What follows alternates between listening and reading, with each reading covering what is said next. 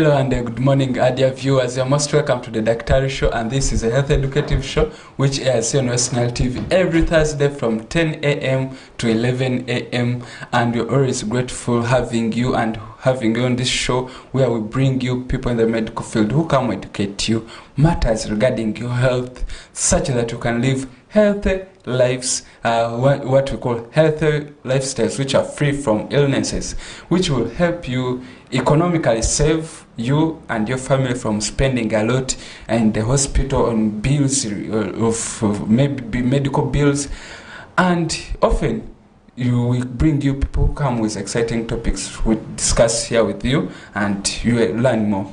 And of recent, I've seen a study which was done by the Uganda Epidemiology Society, which found out that most of the injuries which are recorded here in Uganda today, 30% of these injuries are fractures, and the other injuries like the lacerations or head injuries or bruises, which you can get maybe on the skin, or these skin tears, those were like in the took percentages of 10, they were in the percentage of 20s. However, fractures took the largest part of this percentage, and this shows how fractures are worrying. With us we have Mr. Joseph today, who is going to take us through what are fractures.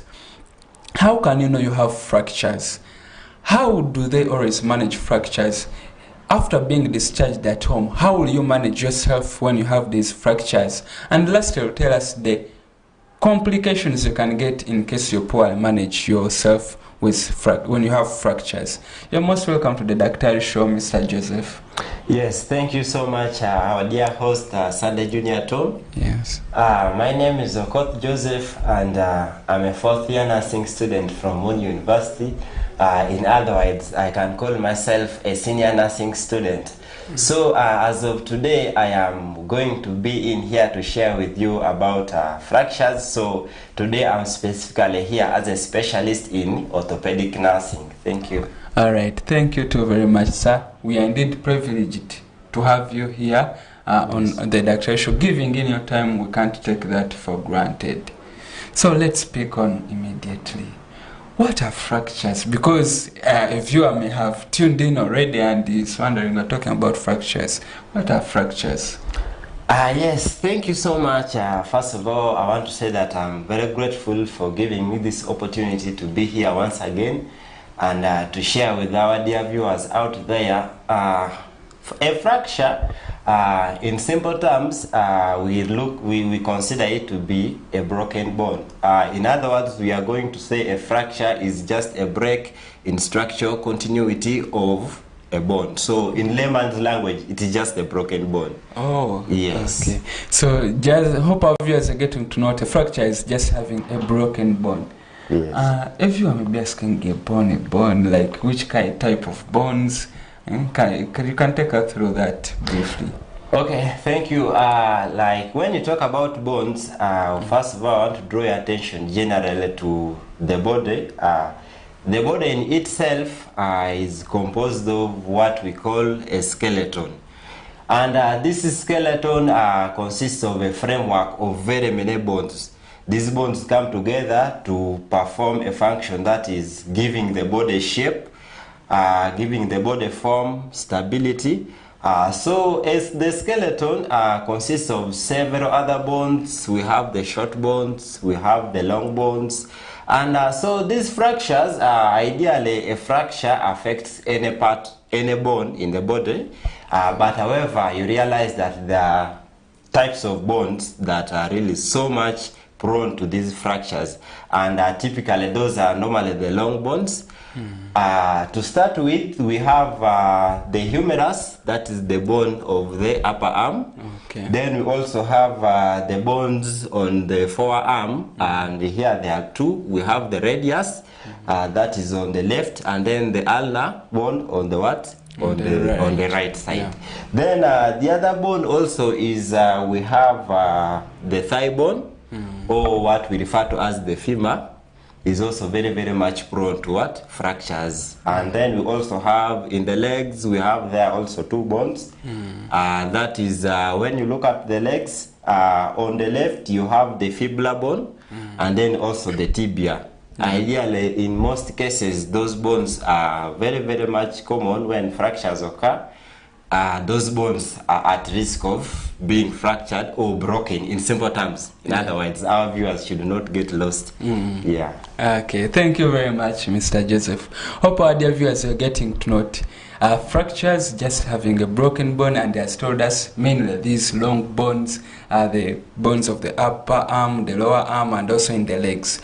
So, which things do people or our viewer outside there do, which always like put them at a cause to have these fractures or broken yes, thank you for that wonderful question. Ideally, fractures are normally the causes. I'm going to talk about them in 3 ways, or I'm going to categorize them in 3 types or 3 forms. The very first form, I'm going to talk about mechanical injury, which I want to believe is the commonest. When you talk about mechanical injury, this just involves a kind of injury that occurs to the body as a result of external forces. For example, I can give an example of a fall. You are falling off the tree, so when you hit the ground, that force that the ground applies to the body causes what? May cause a fracture, in other words, a trauma. Then another most important common cause is what we call the road traffic accidents. This is very, very common, and most oftenly we receive very many patients who are victims of this. So that is the commonest cause of fractures or breaking of bones. Then still under mechanical injury, we can also look at other things like there may be violence, domestic violence at home. You may find the partners may have issues in the house, and they start fighting. So at the end of the day, you realize one may overweigh the other, and perhaps maybe gives that person a blow, maybe either on the chest or somewhere. That person is going to end up with a what? With a fracture. A broken bone, yeah. Yes, a broken bone in simple terms. Yes.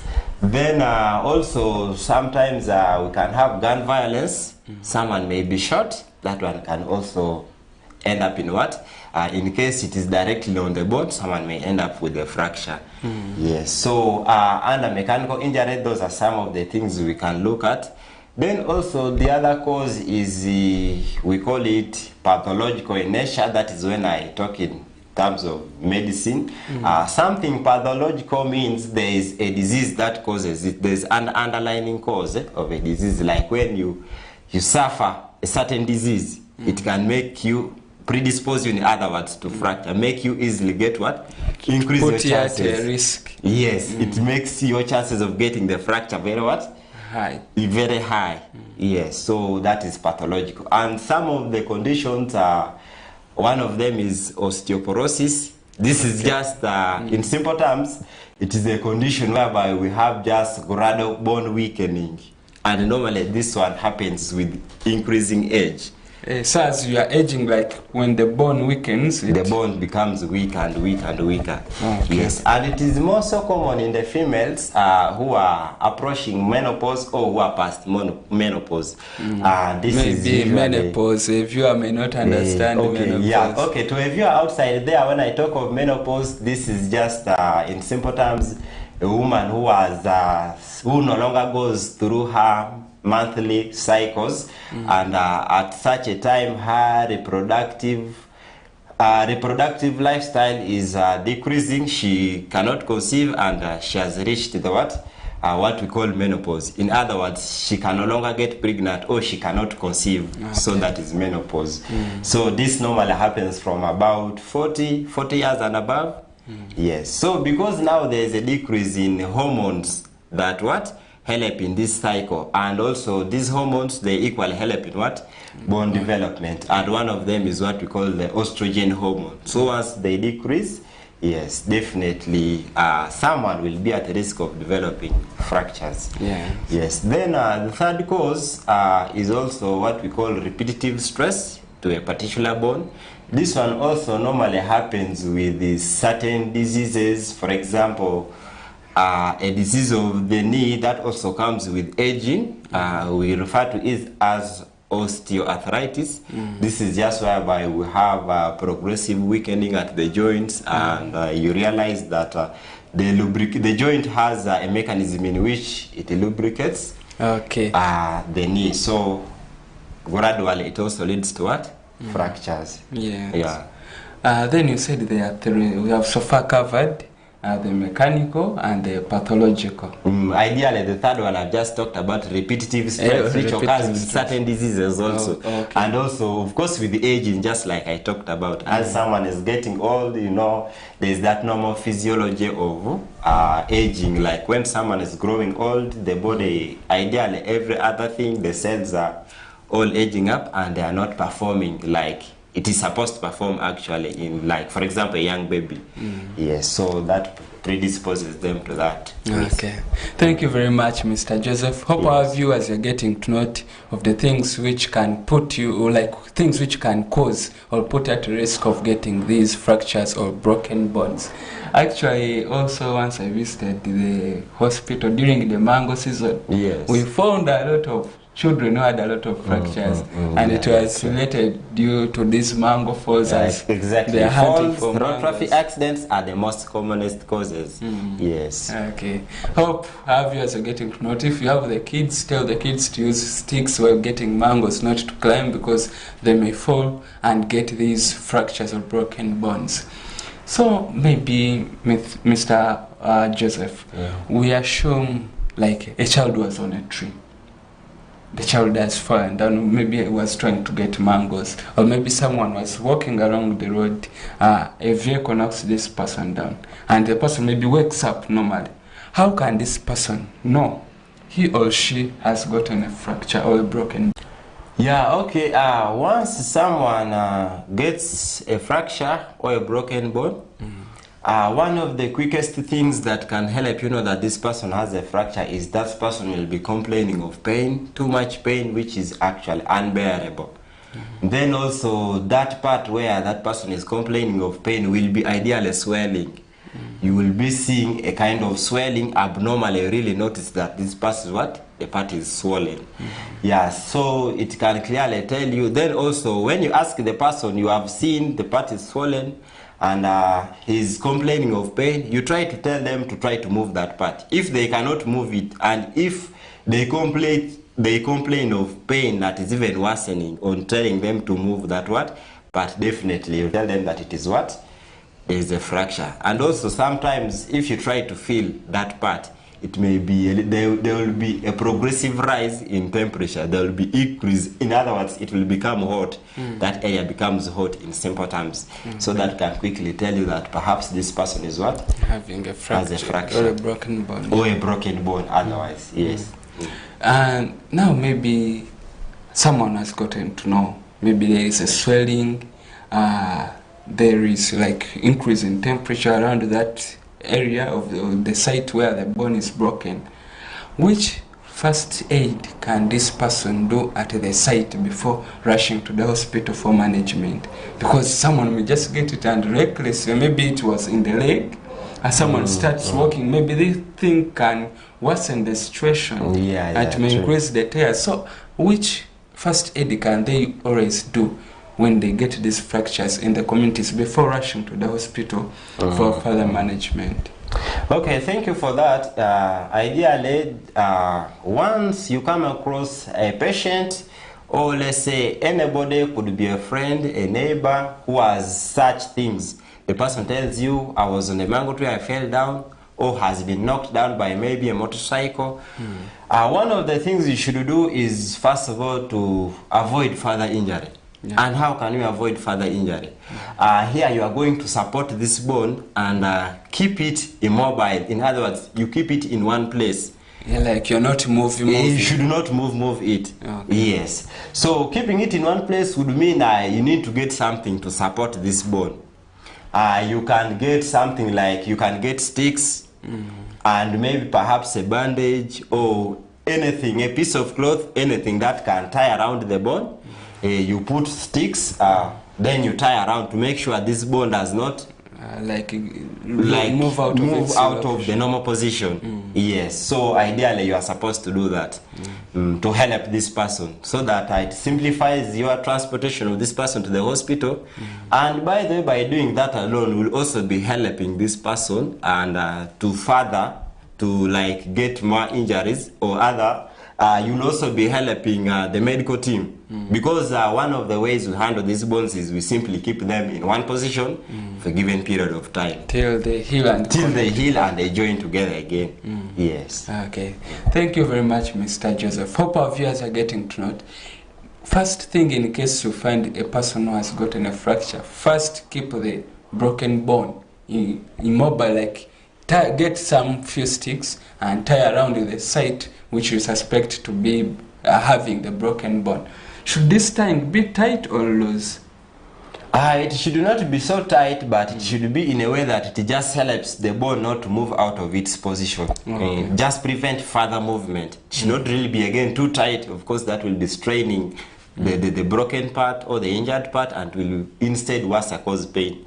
But however, even the tying also helps in a way that it prevents overswelling, like the bone does not overswell again. So you just regulate. You can have a way of regulating. You coordinate with the person who is having this, and you ask him or her whether that it is too tight or it is, you loosen it a bit. Okay. Yes. All right.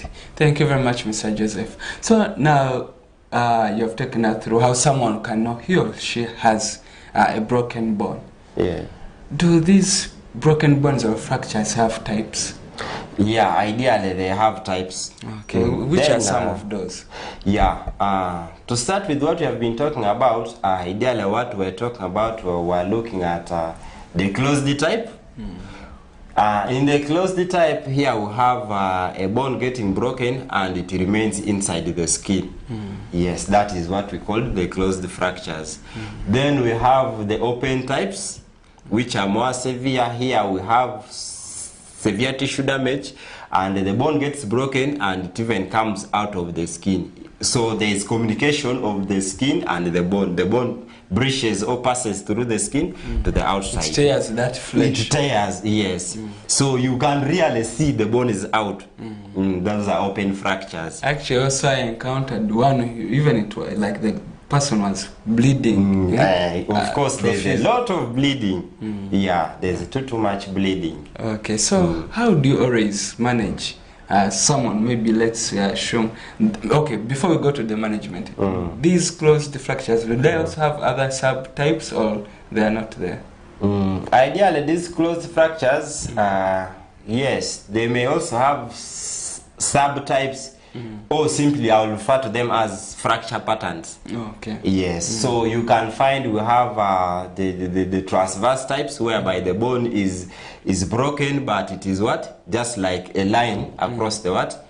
Yeah, the bone. Then we also have where we just have several fragments, what we call comminution or comminuted fractures, whereby the bone is broken, but there are several other small fragments.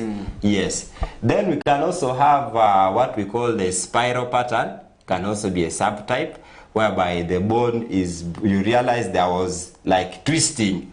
Let's assume, for example, someone gets your arm and tries to twist it. Yes, the pattern inside there will be like sort of a what? Spiral. Then in babies, normally in babies we don't say they have gotten fractures. For them there's just a kind of a bending, because their bones are still very weak, they have not completely developed. So in other words, we refer to them as green stick what? Fractures. Okay. So how do you always manage someone who has a closed fracture? Yeah, well, a closed fracture, I already hinted on, the first thing is immobilization. Yes, it is immobilization. You have to ensure that this bone, you've kept it in one position to prevent it from moving away from the normal position. Of course, when you look at the normal body structure and the skeleton, when it is developing, it has a way they develop. So once this bone is broken, we have to ensure that. And then maybe before immobilizing, we also have what we call reduction. In reduction, in simple terms, is just manipulating the bone to bring it back to the normal. You may realize someone may get a fracture or the bone may break, and then there is a kind of a dislocation. In other words, the bone moves slightly away from the normal position and leaves the other Yeah. Yes. So you are supposed to do some kind of manipulation. That one fix is it back yes, in the to put normal it back to the position. normal position. And this is to ensure that it joins together. So that is reduction. And then also of course, yeah, we talked of immobilization. Then what I want to talk about is this reduction. Maybe a viewer out there may not get it very clear. This is normally what our traditional healers or our grandparents those days used to do. You know, our grandparents have been very, very intelligent people, even when they were not educated. So they knew this way back, even before that. Once someone gets a fracture, the first thing you think of is perhaps you suspect the bone has moved out of the what? Of where it is supposed to be. So what they simply do is just twist it a little to get it back to the what? To its normal position. And that is all. And then after, what they do next, simply tie it with a piece of cloth or bandage and keep it there. In that constant position Actually, for a period of like 1 month or 2 months, and then you get well without even going to the hospital. Some actually do even massaging. Exactly. Yes, that is the same thing. It's the same manipulation I was talking about. In other words, our grandparents those days were just simply using the principle of what? Reduction. Yes. Okay. So after reduction, do you do any other further management for these people? Because like to keep this bone in that position for long, what do you always do? Because I've seen people in the communities, like especially these kids, for us we call it cement, and like the kid has cement. Yeah, of course, when you bring the kid or anybody who has gotten a fracture to the hospital, we shall just first assess this person and look at the extent of this fracture. Is it having several other fragments? What I call the comminution or a comminuted fracture. So once you identify that this person simply has a simple fracture, there's just a break in the continuation of the bones, we shall simply further immobilize by now putting a what you were referring to as cement. It is called plaster of Paris, or they are just casts, and their importance there is to just keep the bone in normal position without interrupting. So, and our intention is to ensure that they unite together again. The other one, both either ends of the broken bones grow together and unite again to form one bone like it was before. Okay. Actually, I was going to ask you a question on what these patients who have fractures do. However, I'll ask it after we have had the session regarding management of the open fractures. So how do you manage these open fractures? Because we have looked on the closed fractures. Yes. Wow. Thank you. For open fractures, it's a little bit unique, and this one really requires specialized management. I would advise a viewer out there, if you come across someone who has an open fracture, someone has gotten an accident and yes, the bone is broken and it has passed through the skin and it is outside, the person is bleeding, the greatest thing you can do for this person is to just communicate with the nearest health facility. Or if you have maybe anyone, if you can get into contact with the emergency team of any hospital that have ambulances, please, that's the best you can do for this person. Whenever that you communicate, they transport this person to the to the hospital or the health facility. So in other words, with the medics, when we see an open fracture, it is an emergency. We consider it as an orthopedic emergency. Actually, because me, I saw the story I told you of the guy was bleeding profusely. So that one, it raises our eyebrows in the hospital, meaning that not scaring us, but it really tells us that we have to act as fast as we can to save life. Because one, this person is definitely going to be contracting infections, because now remember the fracture is open, is exposed to germs. So germs can get into the fracture, and that will further worsen the disease. So the first thing we do is we ensure that one, we stop bleeding, because definitely when the bone passes through, this person will be bleeding profusely moreover. So one of our interests is, one, we stop bleeding as fast as we can. Secondly, we also have to prevent infections by we dress that bone or that wound around that area of the fracture. And then thirdly, we also have to give these people some protection, or what we call prophylaxis. This is treatment that is given to prepare or protect the body in case of any future infections and so on. So we normally have some groups of antibiotics that we give to these people. And then also normally it is recommended to protect them against tetanus. So we also give them the tetanus vaccine there right away to protect them away from further infections. Okay. So like we assume this person had an open fracture. The flesh or the skin has teared open. Yes. After managing this, like trying to put back the bone in the normal position, do you always again, like should I say close? For us in the community, we say you use like a thread to sew back. Exactly. Oh yeah, that's actually a part of when, of course, it is part of the emergency care I talked about. Of course, we have to dress this person, and definitely we suture, we close that place. For you, you call it suturing. Exactly. For Yes, us, it's suturing. for us, we knew like sewing. Okay, yes, I get it. So it's suturing. Before that, before even the suturing is done, this dressing is just temporary to just control this bleeding. That's what we call emergency care. Just we are closing to prevent this person from further losing blood, and then also contracting infections. Normally, that is always our worry. Because once this person contracts other germs into his body, that is now worsening. So ideally, we have to first close temporarily, then other procedures follow. We normally take these people to the theater, and then, yes, other procedures follow, as we shall see as we continue. Okay. So indeed, I hope our viewers are getting to know how these medical professionals help or handle these people who have fractures. You go if it's open, if it is closed. Why he has told us the reason why we see these children having these, for us we call cements. He has told us the main reason is to keep these bones, the broken bones, in position such that you don't get further injuries or not getting dislocated. Let's first get into this short commercial break, then we shall be back in the next segment where I will take us through how you can live with this fracture, which type of foods are you supposed to take, which complications can you get, and how you can prevent getting these fractures or broken bones. Thank you very much, our viewers. Let's get back.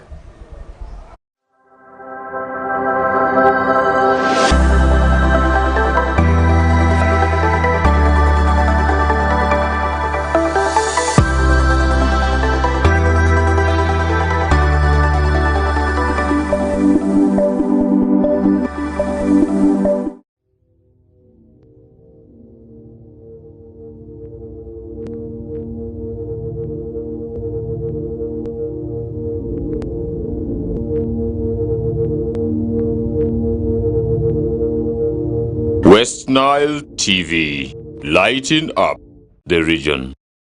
The search for Miss Uganda 2024 is on. Get ready to be wowed by the girls' intelligence, charisma, and big dreams. Who will be the next Miss Uganda? Find out starting 10th May every Friday to Sunday at 8 p.m. on Makulachika, exclusively on Star Times. The show is sponsored by LMZ, Comform, Nanjing Hotel, Kira Motors, Sheraton, Uganda Airlines, and lead sponsors, Grass Textiles and U-Home. Miss Uganda 2024, true Ugandan beauty.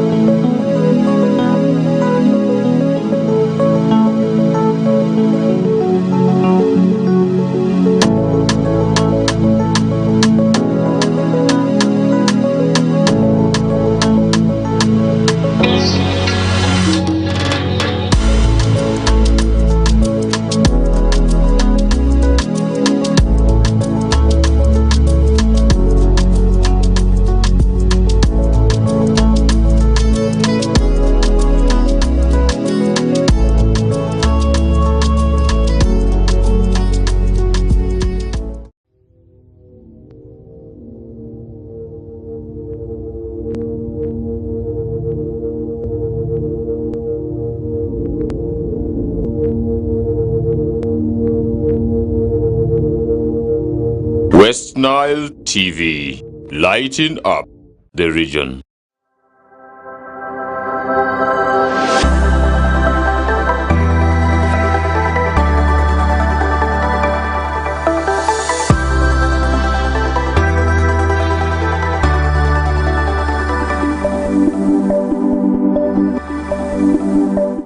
We'll be back, our dear viewers, from that short commercial break. It is still the Daktari Show, those who have just joined us. And this is the Health Educative Show, which airs here on West Nile TV every Thursday from 10 a.m. to 11 a.m. Those who have just joined us, in the first segment, we looked on fractures.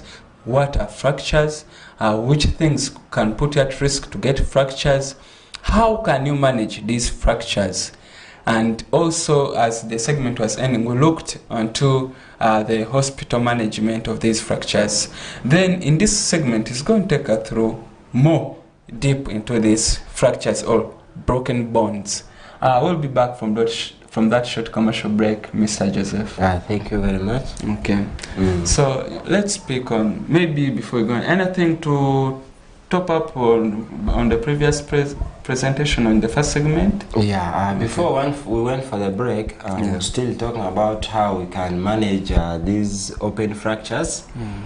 In the previous segment, I talked about reduction, whereby, or in simple terms, manipulating the bones to realign them or to bring them into order. That was normally done by our grandparents those days, and that was specifically an aspect of closed reduction. We refer to that as what? Closed reduction. We manipulate the bones, but when it is inside. And then here we are also going to look at open reduction for managing these open fractures, or cases where someone comes and has a tear through the skin by the bone, and we have to fix the bone back and of course repair the tear. So in open reduction, this is normally done in the theater. Someone is put under anesthesia, or simply these are drugs we give to prevent this person from feeling pain during that so procedure. like you'll be doing your procedures when this person is not feeling pain. Does not feel pain around that way. In simple time, someone will say we kill that part to prevent it from feeling pain. Yes. So in the theater, once we are doing this operation, we carry out what we call open reduction. And here we directly open the bone, or we open the skin, we make a slit through the skin, and we manipulate the bone direct. And this one, normally we do it for complicated bones or fractures. For example, someone has gotten a motor accident, and perhaps a crash accident, was knocked, and you realize either the femur or the tibia has gotten broken and with several fragments. So here we cannot simply just say we are going to add the slabs, or what we call the plaster of Paris, which you refer to as the cement, that white thing which is normally on the what you see with some patients. So we cannot simply just do that. It's not enough. We need to further go into the bone and see how we can reorganize it together. And after reorganizing, we also do what we call internal fixation. In internal fixation here, once our bones have been organized, all the fragments have been put into their normal position, we are going to bring in what we call, they can be screws, or their intermedullary nails. Actually, also I've seen someone plates with those nails in them. Exactly. Yeah. So we put all these things to support the bone to get back to normal. As it unites back, these things will be holding it inside there. So normally these people, after that, fixing these nails or compression plates to hold those bones from inside, we give them a period of up to 12 weeks, and then we review them. So why they put in these metals or these nails? It's mainly like to keep the bone in position. It is specifically for complicated fractures whereby the several pieces of bones have been broken. So we want to join them back together to ensure they come back to normal. So we do that to ensure that the bones join together. And normally for such patients, we keep them in the hospital, and because this is something which may not be handled at home, because they have these devices inside. Some of them may react to these devices, as we shall see in the complications. So we need to monitor them in the hospital, and we further put them through what we call tractions, or in simple terms, we apply a force to ensure that the bone completely reunites together and it is in the the right order as it is supposed to be. Actually, on that point, let me ask. Yes. When I once visited the hospital, I found a patient. This patient has had the leg raised up like this. However, on this end, there was like a weight, like let me say, like a stone trying to pull the leg. What's the use of that? Wow, thank you so much. Now, before I get into that, let me first tell you, also share with you the other aspect of external fixation.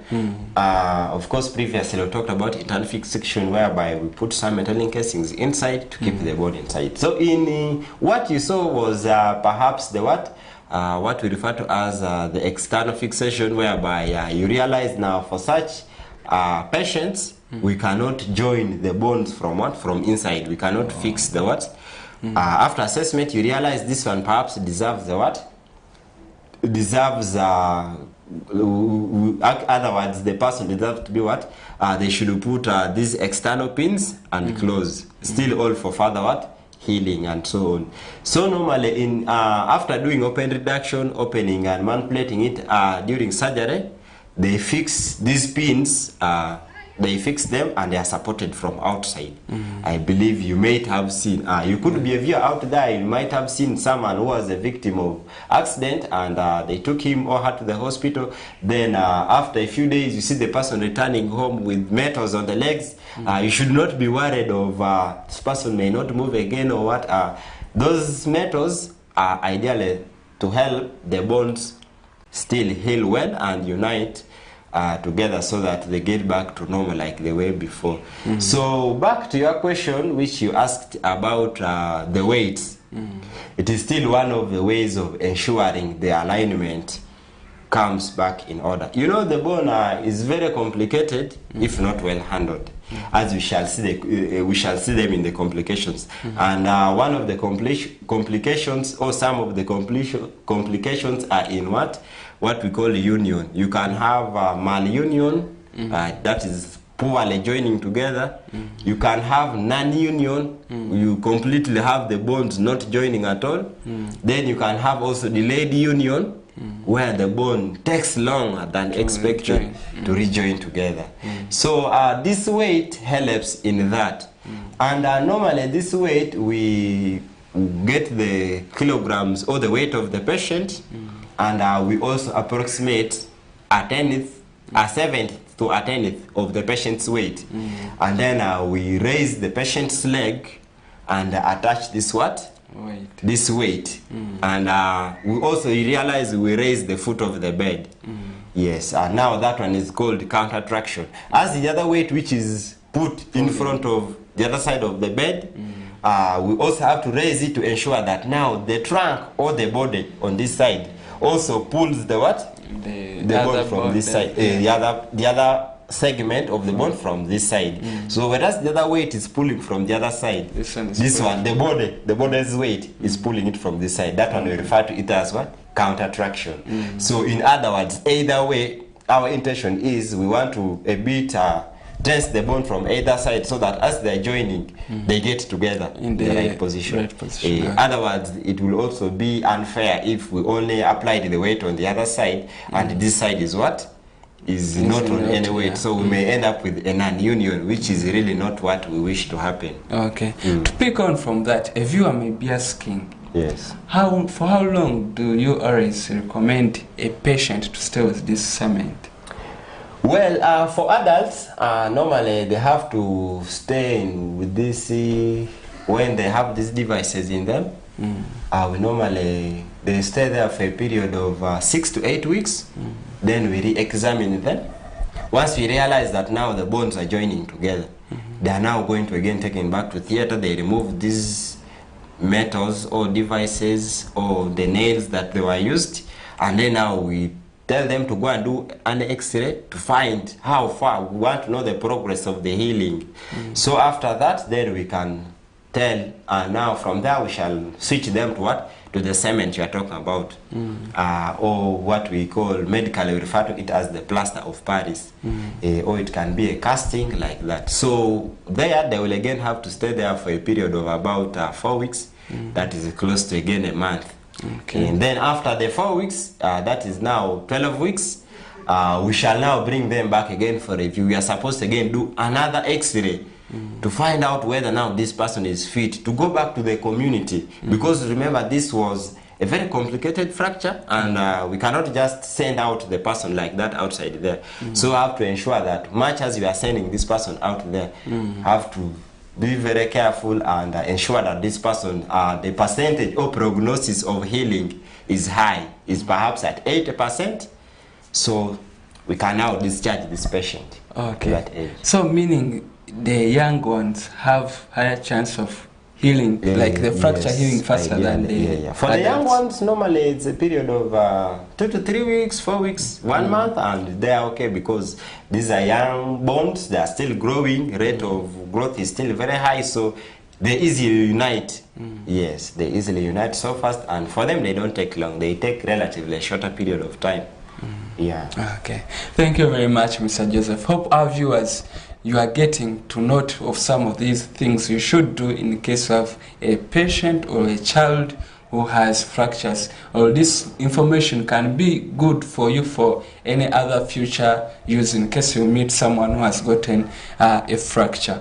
So to pick on, you have told us the use of the weights. You have told us how long someone can keep with this cement. Yeah.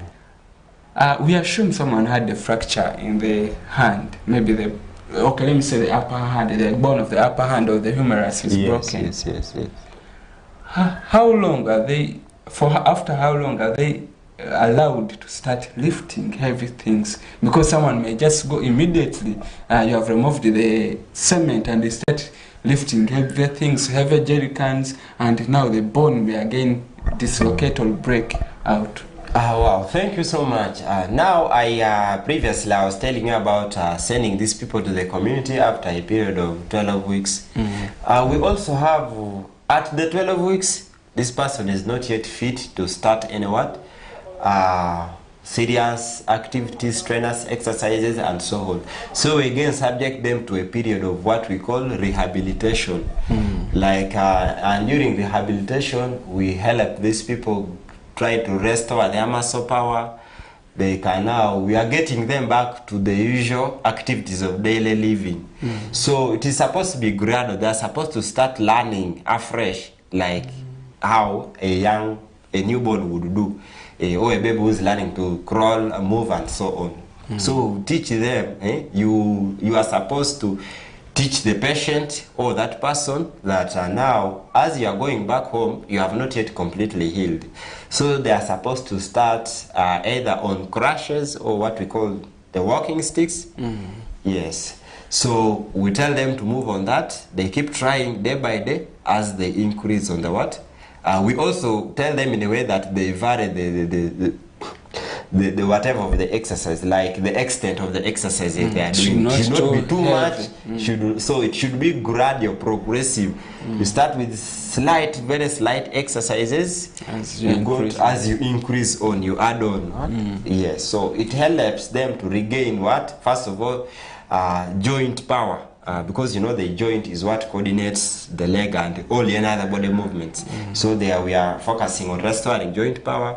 We are focusing on restoring muscle power, and also we are bringing this person back to normal life. Of course, remember this person might be someone who is a breadwinner for the family, so we need to ensure that this person gets back to normal and can continue with their life. Okay. So, all right. Thank you very much, Mr. Joseph. Hope our dear viewers are getting to note. Though you are the man in the house, you have gotten a fracture, don't immediately, after the 6 weeks when they have removed the cement, don't immediately start doing the heavy activities, because you weaken the healing process. So it's better you wait, do simple liftings as you go on advancing time by time. Mr. Joseph, if you are like, you have discharged this person from the hospital, they are going back home, they have the semen, and they are in the healing time of this fractured or broken bones. Yes. Which kind of nutrition, the type of food, do you always encourage them to have? Everyone may need also to know that. Yeah, well, thank you for that. When it comes to nutrition, I want to say there is no specific nutrition for this person to eat, because most of the foods that we eat have these nutrients that the bones need for normal growth or development. And most of the foods, for example, we shall look at the soybeans, we have the oily fish, these common vegetables, fruits like tomatoes. They have all these nutrients that the bones need to do what? To reform. So what I will just encourage someone who has had a fracture is to just have a balanced diet. So your aim or goal should be that you should look for foods that will provide what? All these what? Nutrients. So you have to, today if you have eaten enyasa, the other day you bring a bit of cassava, you take some bit of milk, some bit of egg yolks. All these are sources of foods that do what? That help the bone regain what? Healing, or helps it heal faster. Yes. Okay. Thank you very much, Mr. Joseph. Hope our dear viewers have gotten to note on the foods. And in case you have these fractured bones, you can be eating in the meanwhile process or in the healing time. So, Mr. Joseph, we have seen the advantage of how good it is to manage a fracture of these broken bones. Yeah. Suppose there is a patient, or let me say a member in the community outside there has gotten this fracture of these broken bones, and they are reluctant, they don't come to seek medical attention in the hospital. Which complications can they get? Wow, thank you so much, and that is it's a very good question and very interesting, because we have seen so many cases of patients coming. Someone has gotten a fracture or got a fracture 2 months ago, and they are just reporting to the hospital today. The fracture, as the person got a fracture, maybe perhaps of the thigh bone, the femur. The person stayed home, and actually this is normally common in the elderly, because they are very prone, their fractures away. So someone doesn't even notice that has a fracture. The person stays home for over a month, 2 months. So you find that when they bring them, already the bone was trying to reunite, but you realize there's malunion. What we call the bone is uniting, but not in a proper way. So ideally, it is really very important that when you notice or realize someone has a fracture, you really need to bring this person to the hospital for proper examination, and we find out exactly what is the extent of the fracture, or what is the degree of this fracture. Actually, maybe what I forgot to ask you, how do you always like confirm these medical confirmations, like someone has a fracture, the diagnosis is? Yeah, thank you. Normally in our local setting here, what we normally do is just an x-ray. We tell these people to go for x-rays, and yes, it can be able to tell us the pattern of this fracture, and it will also help us dictate the kind of management we give to this person. Okay. And then in some facilities, for example, the Arua Regional Hospital, where they have the CT scan, we can also do a CT scan. That is when this one is normally for complicated injuries. For example, someone fell and you are suspecting a fracture of perhaps maybe, should I call it the rib cages, the cervical vertebra, the bones of the spinal column. Yes. Back, yeah. When we suspect that, normally we recommend these people to go for CT scans. It can help us clearly bring out the extent of the damage or fracture in this person. Okay. So you are still taking us through the complications? Yeah, I was taking through the complications. So one of them I talked of the malunion, where the fracture joins but not in a proper way. Then maybe it joins in a way that it is not like how a normal bone is supposed to be. For example, you know that the bone is supposed to join, attach to each other. Both broken ends are supposed to join together. You realize now, instead of joining together, they go across or against each other. So the bone joins when it heals like this. So you realize that now this is not normal. Even when this person feels he has healed, he's still will not have normal. Actually, such people will be complaining of pain. I feel pain, I cannot move with this leg well, or this hand that. So such things happen, simply because the bone is not in the right position. So that is malunion. Then non-union, these are cases where you have the bones just not joining. You have the patient who has been put on treatment and the bone is not what? Is not joining. And normally these ones are common in cases where people, perhaps the person is poorly managed, or they also delay to get to the hospital. So we have such cases happening in. Then we also have delayed union, whereby you just have the bone taking longer than expected. We already talked of a period of for complicated or open fractures. We talked of between 12. 6 to 8 or 2 to 3 weeks for the younger children. Then in adults, by at least 12 weeks, we should expect some degree of healing and union. So when we have a patient who is taking longer than this, we should really wonder what is not happening. So such cases are very common. Those were the long-term complications, actually. That's what I've been talking about, the union. So in long-term complications, we have those related to the union, like I've already discussed. These people can also end up with other complications, such as they can contract infections. Like I told you, in open fractures, if you don't give these people protection, or what we call prophylaxis, once they contract complications, or infections into them, it's ideally very, very dangerous. It is really, really so complicated to manage bone infections. Ideally, it is not something you can celebrate after treating a patient for 1 month and you say that now your patient is moving and you celebrate, because chances of recurrence are very high. So bone infections are really very common. Actually, when you go to the wards, I'll have most of these patients having this what? Complications of infections. What we normally refer to as osteomyelitis, the bone infections. Very, very common. When I look at short-term complications, one of them is the person can go into shock. For example, for open fractures, someone has gotten a fracture, has overbled. They have lost a lot of blood. They have lost a lot of blood. And by shock, we mean that the organs, the main organs of the body, for example, the brain, the heart, the kidneys, are just not receiving enough blood and oxygen to perform the normal functioning. So this person goes into that state of what we call shock. So that is the issue. Then also the other complication, which is immediate, we also have what we call, they can develop what we call deep vein thrombosis. In deep vein thrombosis, we simply have these ones occur in the veins, and of course veins, those are the blood vessels that take blood back to the heart.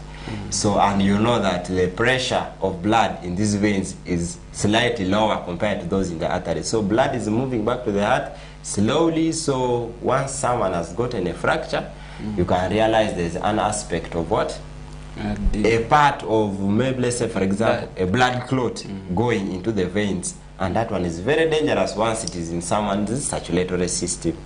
Yes, so then also we look at the other aspect of the complication. We also have, still related to deep vein thrombosis, is fat embolism, where we have, you know, for example, this is common with fractures of long bones.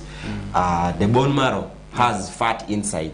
And I know if you have eaten chicken, if you have ever eaten chicken, that thigh bone, when you crack it, there's those things you get inside. Even us, the normal, even in human beings, we also have those structures or tissues inside us. So those are just the fats that are what? Help in production of cells. So once they get into the blood and they also flow into the blood, they go to the heart, they go to the lungs, definitely it is going to really cause several other complications to this patient. Then also the other aspect of the complication, I think I already talked about infection, which is our worry. It raises our eyebrow. You actually said it is common in the hospital. It is very common, so that one really I have to emphasize. To the healthcare workers, of course, when a patient has come and has a complicated fracture like that, it is open, you have to ensure you do thorough irrigation. You can use normal saline, distilled water. You may be asking what exactly. Irrigation in simple terms, just watering. We are just washing, trying to remove away any dirt, germs. For in cases of like road traffic accidents, you may find like stones. Maybe this person was riding on a Maram road. The stones, soil has come into the wound. So we have to ensure we wash enough enough. At least use 20 liters of water to ensure that you wash this very well. So after washing, we are supposed to dress it immediately. Start this person on antibiotics. Yes, to help them to protect them against any infections that we expect that will come, or any germs that we expect that might have gotten their way into the into this fracture. Yeah. So ideally it helps the patient. So, and we are supposed to close the wound very fast. Yes, and give them the tetanus toxin or vaccine, toxoid, to help them. Okay. Thank you very much, Mr. Joseph. Hope our viewers have gotten to note the complications which you may get in case you fail to go to the hospital for management of these fractures of broken bones. You'll have a delayed healing, so it will take you long to heal, like the bones to heal and come back together. Or if you don't go for this medical attention, the bones may heal when they have crossed past each other, which Mr. Joseph called malunion. So we have to be keen. If you get any fracture in the community, please rush to the hospital for further and specialized management. So maybe, Mr. Joseph, how can the viewers in the community prevent these fractures? Yes, thank you. Preventing fractures, one starts with taking a good diet, which I said is good for normal bone development.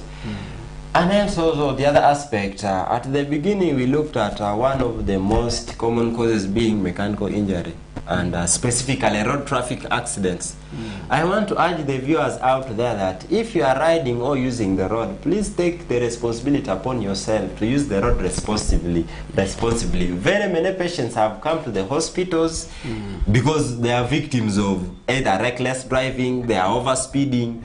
So it really predisposes you to succumbing to these accidents, and you end up with fractures. So we can prevent this by using the roads very well. I have seen very many cases actually at the emergency ward in Arua Regional Referral Hospital. There are very many cases of road traffic accidents.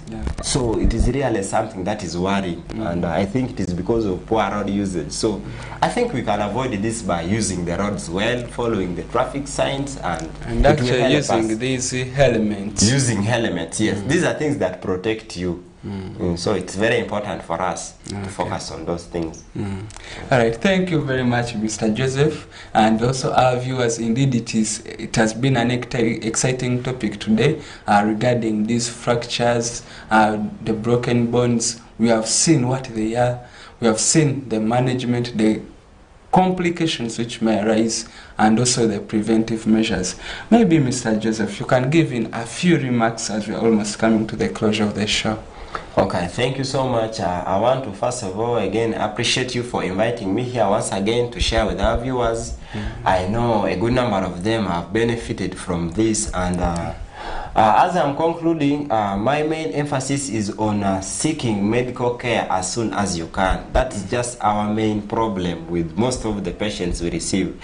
Someone has gotten an issue like a fracture 3 weeks, 4 weeks back, and I just bring them to the hospital.